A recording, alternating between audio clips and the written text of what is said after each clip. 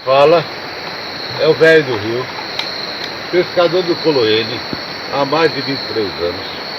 E hoje, numa situação especial, depois de 25 cachorras, jaú, barbado, pintado, curvina, pacu, giripoca, estamos aqui agora festejando à beira de uma lareira, na beira do rio, tomando um vinho, ou seja, pescador fino, que não toma cachaça nem cerveja, só toma vinho. Saúde! Um vinho da Nova Zelândia.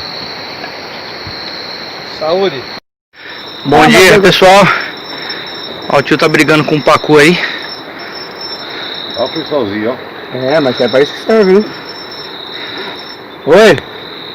Vou ligar o Raimundo tratar do resolver ali e eu vou tentar acordar. Tá bom, tá bom, tá bom. Tem hora que ele vem. Beleza. Ó. Ponta da vara, olha.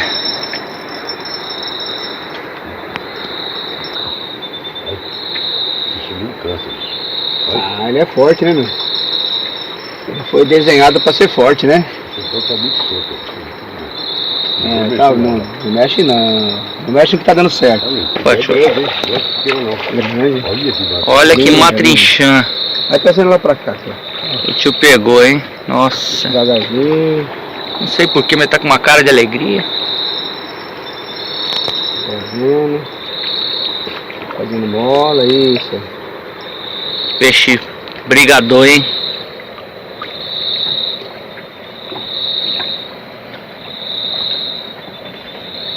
Nossa, parabéns, hein? É bonito. Lindo. Parabéns, hein?